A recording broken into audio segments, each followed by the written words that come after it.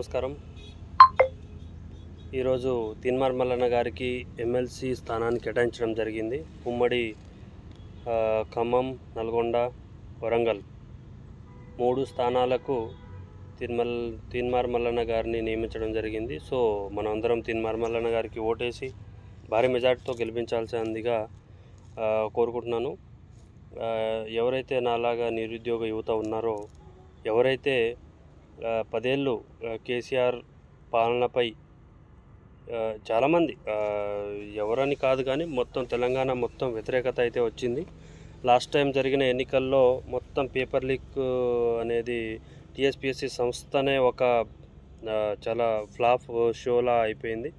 So ఎమ్మెల్సీగా తీన్మార్ మల్లన్న గారు నియామకం జరిగింది అయితే చాలా 100% కరెక్టు. అదేవిధంగా ఇంజనీర్స్ కానీ ఎవరైనా కానీ, అంటే నాలాంటి ఇంజనీర్స్ కానీ వేరే ఎవరైనా సరే తీన్మార్ మల్లన్న గారిని సపోర్ట్ చేయడం 100% కరెక్ట్. ఆ స్థానానికి తీన్మార్ మల్లన్న గారు తప్ప వేరే క్యాండిడేట్ ఊహించుకోవడం కూడా తెలంగాణ కాంగ్రెస్ పార్టీలో వేరే క్యాండిడేట్ కూడా అంత సూటబుల్ కాదేమో. డెఫినెట్లీ తీన్మార్ మల్లన్న గారే విజయం సాధిస్తారు. అది 10 సంవత్సరాలు 20 సంవత్సరాలు ఎన్ని రోజులైతే కాంగ్రెస్ అధికారంలో ఉంటుందో, సో అన్ని రోజులు తీన్మార్ మల్లన్న గారే పట్టభద్రులు ఎమ్మెల్సీగా ఉండాలి అని కోరుకుంటున్నాను. ఎందుకంటే యువతకి మంచి అవకాశాలు రావాలి.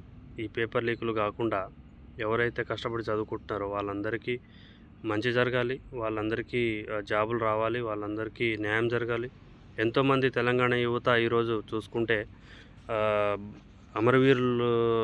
అమరవీరులై చనిపోయిన వారు ఎందరో యువత చనిపోయారు. పైగా ఎందరో జాబ్ రాలేక మనస్తాపానికి గురై సూసైడ్ చేసుకున్న తర్వాత మళ్ళా తెలంగాణ గవర్నమెంట్ ఉన్నప్పుడు వాళ్ళ వైఫ్కో అనో వాళ్ళ హస్బెండ్కనో వాళ్ళ ఇంట్లో ఒక ఉద్యోగమనో అన్నారు కానీ ఎవ్వరికి ఇచ్చింది లేదు, సచ్చింది లేదు. కానీ ఈ ముక్కు కేసీఆర్ని ఓడగొట్టి మంచి పని చేసిర్రు. దాంట్లో కూడా కీలకమైన వ్యక్తి ఎవరంటే తీన్మార్ మల్లన్న గారే. ఐ సపోర్ట్ తీన్మార్ మల్లన్నకి ఓటేద్దాం. జై కాంగ్రెస్.